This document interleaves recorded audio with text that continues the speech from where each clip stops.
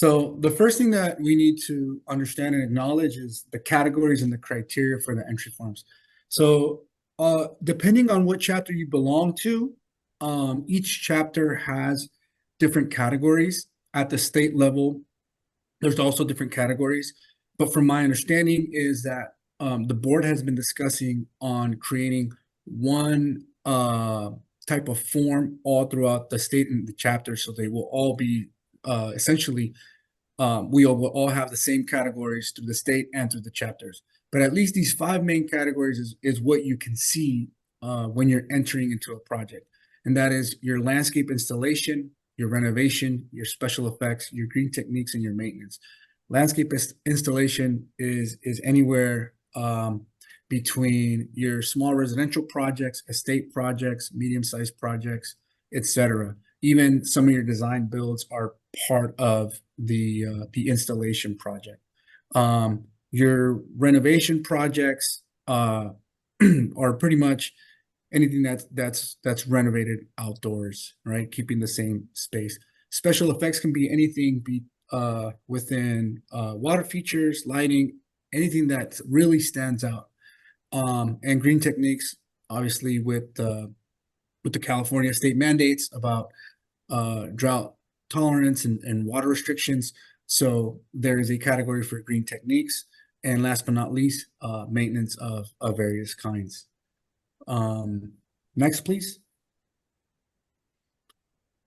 So uh, when judging your project, there are certain things that the judges take into account. For example, you got your workmanship, you got your aesthetic appeal, you got your functional design, um, any challenges that you face, and obviously the documentation, which is pretty important as part of the judging criteria. So when we went out and judged for San Fernando Valley, some of the things that I was looking for in the workmanship were finishes, use of certain type of material. Sometimes you got to hang something up using a piece of wood. You don't want to use just random wood. You want to make sure that you use your pressure treated wood that's going to withstand weathering. Your finishes on concrete, the way that you plant. Also the aesthetic appeal, making sure that your project is clean and squared away prior to sending the judges out there. One of the things that we did for our projects is the week ahead, we typically go out there and do a quick visual on our project. And if a plant has died, just go ahead and replace it. It's a free replacement for the client, but ultimately it makes a difference, and it'll help you get that award. In terms of the functionality, we put meet clients' needs, but if for example you're the designer as well, you want to make sure that the space is functional, that you've created a space that has proper spacing, or whatnot.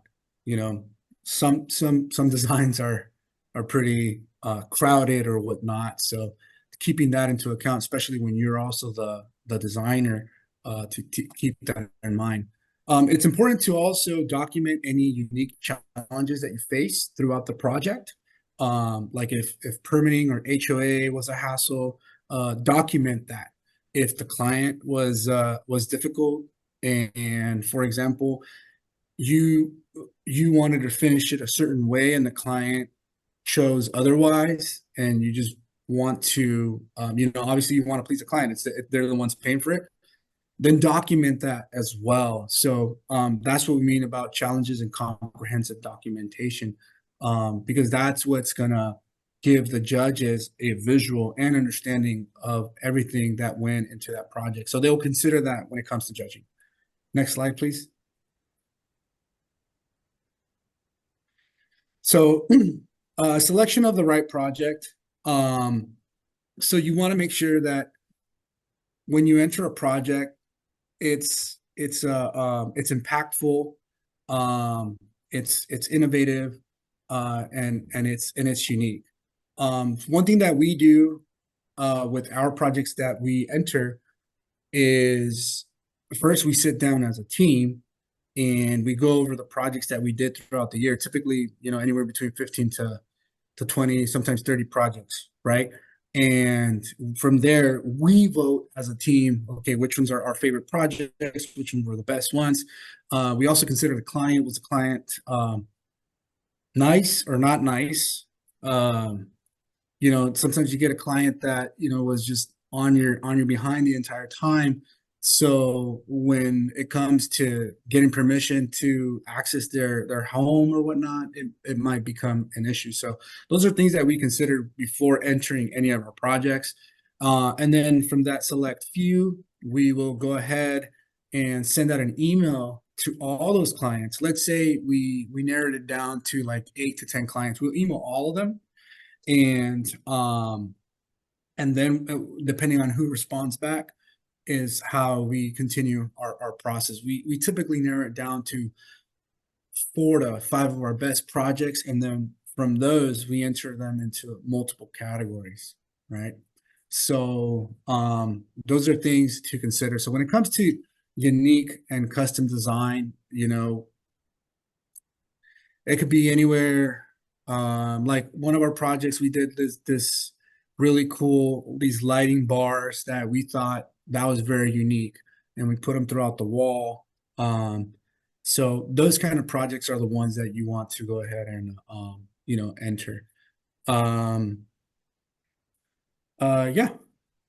So let's continue on next slide.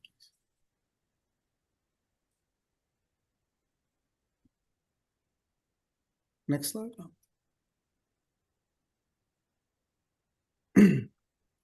Preparing for judging, as I mentioned on the previous slide, right? You want to make sure that the client is cooperating. Build that strong relationship from the start.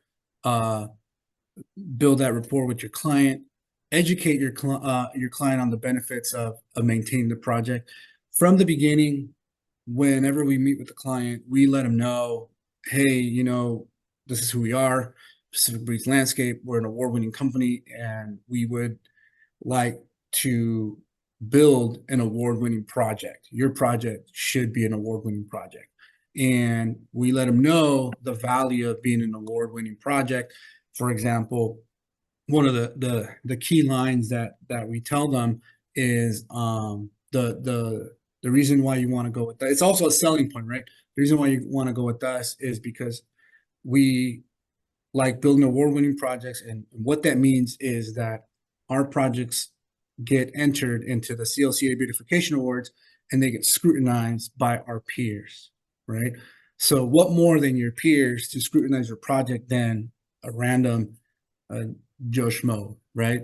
I mean, any client um, could invite their friends and like, oh yeah, this looks amazing, but it could be shoddy work. Who knows? But that's one of the sell points. Um, as I mentioned also before, final touches before judging, do a quick cleanup, do a quick assessment of the project. Go out there, do your rounds, and make sure that everything looks good. There's been a time where we've entered a project that has been from like a year or year and a half old, and we'll go out and sort of remulch everything, and making sure that those little details that benefits the job. So when it's being judged. Um, yeah. Next slide, please. So here are some of the things to avoid when um, submitting a job. Uh, like I mentioned earlier, your write-ups are really important. In the beginning, when I started entering jobs, I would just fill out the form and the little bit of space that the form had, and that was it. Uh, Eventually, I started getting into the habit of literally writing an additional page or two that included all the details of the job. And if you are like me, that you're not necessarily out on the projects anymore, talk to your designers, talk to your project managers, talk to your guys. Hey, what happened? How did you guys get from point A to point B? We typically use a software that we have notes for each project. So, I can always go back and revise the notes and elaborate on that. If I have questions, I'll talk to either my designer or my project manager. So, but the write-ups are very important. One of the things that I started doing in my write-ups is I started putting before, during, and after pictures. So that really helped. Again, another thing, if you have an uncooperative client, I suggest not entering that job because there's been a time where I submitted a job and this client was not uncooperative, but they were out of town and they locked their house. And basically, when they called me, hey, we can't access the house, I'm like, well, let's can that job then, you know? So having that in mind, make sure that everyone's on board on the same page, because otherwise, it's a waste of time and money to submit something that's not going to go through. Um, ensure quality of work. We're for those here that are contractors, we know for the most part, like technicality and the technical stuff and how to do certain finishes and just best practices, right? So if if a job was subpar, then I would avoid entering that job. Um, Innovative solutions to maximize budget and project aesthetics. One thing that we started doing that's innovative in our jobs is we started doing just all smart timers for any of our irrigation. There's other technology out there for lighting as well. Smart timers for lighting. Just staying up to date with the latest technology and with the latest products is also key to overcoming submission challenges. Next, please. So this is a little redundant, but I can go over it once again. Like I said, take regular photos before, during, and after. One of the things that we do a lot is Instagram. So that really helps us sort of document our jobs. So we'll go back on Instagram on certain jobs, like, oh, okay, and we'll take a screenshot and upload that as a photo, and also helps you sort of document the process. So that's why we're really big on Instagram is that because it keeps sort of like an archive for us. So if you're not one to do Instagram, then I would suggest, keeping some sort of log. When you write up your entry, uh, tell the story. You know, narrate the story as a third person or whatnot, and just write it all out, and you know, submit that project. And again, once again, the biggest thing is challenges and obstacles. Any type of challenge. For example, if like I mentioned about the clients, if if the entry, for example, one of the clients asked us to do paver border a certain way, and we told the client like, no, that's not proper installation. But that's how the client wanted it. All right, cool. So we did it that way. But I documented that. Like in the corners when you do pavers, they wanted it squared. We usually do 45-degree cuts. So we noted like, hey, the client wanted it like this. So documenting is probably the most important factor to your um, aside from the job, is probably the most important factor is the administrative side. Next, please. So your team involvement, one of the things is ensure the team members understand the vision. Like I said, I'm not on the field anymore, so I'm not on your day-to-day operations. but my guys know how things need to be done, and the that we want to win awards. So one of the things that I instilled in my guys has been, hey, we want to build award-winning jobs, right? So what I started doing is, to the beautification awards, instead of myself coming, I started to invite my guys. I'm like, hey, come to the beautification award. We entered your job. So they get really motivated by that. So getting your team involved in that process helps out a lot. Not only does it help you as a contractor to become a better contractor, everyone gets recognition, not just yourself, it's your team too. So that's one of the things that we did. Keep them trained, uh, let them get involved in the latest type of training. I know that Hunter Rainbird constantly does training. Hunter came one time to do some irrigation training at a shop. Mike Madwell, whom I think everyone here knows, he offered free training. So I was like, yeah, man, come to my shop and please help us out. So he did. He speaks Spanish, by the way. I didn't know that. um, so yeah, when it comes to executing with excellence on your elements, um, healthy plants. Make sure that the plants that you install are healthy. Sometimes when you transfer the plant from the bucket into the ground, it might shock the plant and it'll die. So coming back and replacing those kind of plants. Precision with concrete work. We're really big on that. We like to do clean concrete work, your joints.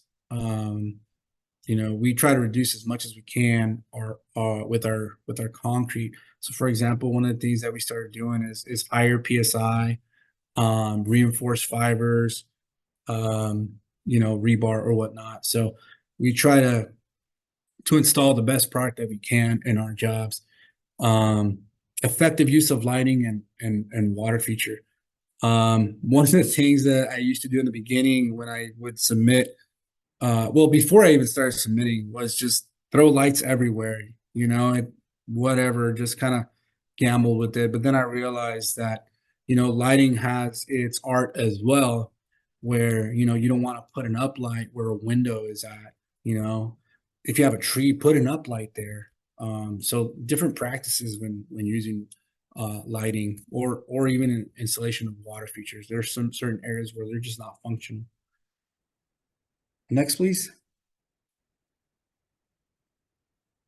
So the key takeaway from all this is, as we said in the beginning, the benefits of entering these projects in the beautification awards is the biggest thing is recognition for your business, recognition in the industry. You're contributing to the best industry practice, industry standards, and additionally, what I've learned is others are inspired through the projects that we submit when we win an award. And last but not least, I mean, well, not last but not least, but the recognition for your business, market it. You know, market the heck out of that award winning job. I know that everyone here knows Ed Wallace. Ed is big in marketing his jobs. He goes and meets with the customer. He brings his plaque and like, I'm an award-winning um, um, contractor. It's big. It's big. For me, I use that as part of my discovery calls when I meet with a new client. I'm like, hey, we're award-winning. Da da da. And this is what that means. So that is the value of building an award-winning project. Next slide, please. Like I said, um, post it on social media, include it on your presentations, on your website. And one thing that I started doing that I didn't do before is I gave a duplicate to my client because they will share that to their other friends that, oh yeah, that's my yard. Pacific Breeze did that, and we won an award. So whenever someone goes to their house, if they're displaying their award-winning job, then that's free marketing for you. Next, please. So yeah, last but not least, attend the award ceremony. Bring your crew, bring your client, whoever, and remember that the beautification awards is great for advertisement, and it's great for the industry. And that will conclude my PowerPoint. The following is, if you don't have my info and want to reach out to me, here it is. Feel free to reach out.